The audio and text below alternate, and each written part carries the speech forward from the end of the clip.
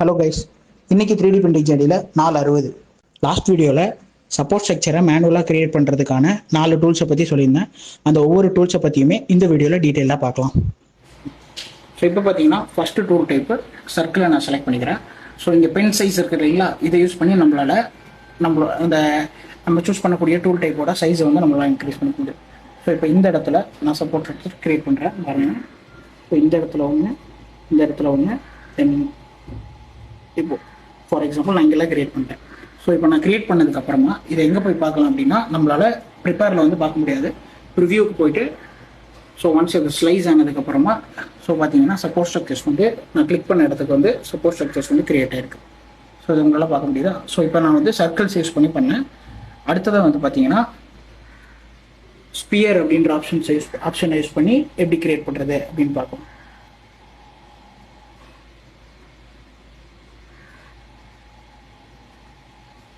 So sphere use பண்ணி நான் இப்போ வந்து சப்போர்ட் ஸ்ட்ரக்சர்ஸ் கிரியேட் பண்ணிக்கேன். அதை வந்து நம்ம இப்போ ப்ரிவியூவில் போய் பார்க்கலாம். ஸோ பார்த்தீங்கன்னா இப்போ நான் காது கிட்ட வந்து அந்த ஸ்பியர் யூஸ் பண்ணி கிரியேட் பண்ணியிருந்தேன். ஸோ இப்போ அந்த இடத்துலையுமே நமக்கு வந்து சப்போர்ட் ஸ்ட்ரக்சர்ஸ் வந்து நம்ம மேனுவலாக கிரியேட் பண்ணிட்டோம். ஸோ நெக்ஸ்ட் ஆப்ஷன்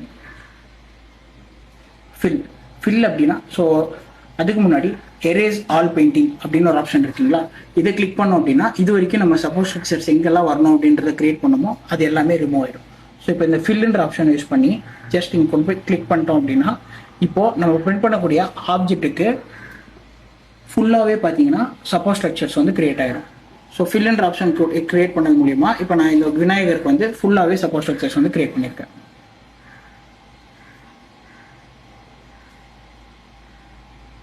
ஸோ இப்போ பார்த்தீங்கன்னா நம்ம ஃபில் ஆப்ஷன் கொடுத்ததுக்கப்புறமா அந்த ஆப்ஜெக்டை சுற்றி ஃபுல்லாகவே சப்போர்ட் ஸ்ட்ரக்சர் வந்து கிரியேட் ஆயிருக்கு.